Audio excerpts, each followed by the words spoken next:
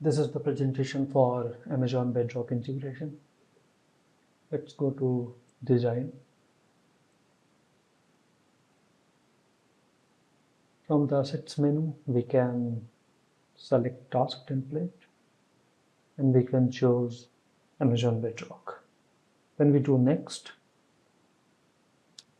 we see this template with general information, which has option to add folder, name of the job, workstation, and description.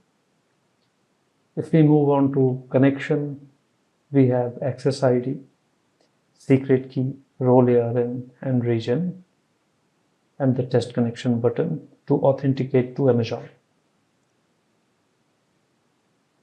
For the action, we have model ID.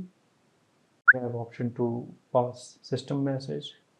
We have option to provide user message or prompt. And we have option fields temperature and top P for fine tuning and sampling. And at the last, we have the length and the length of the max token. I have already submitted a job.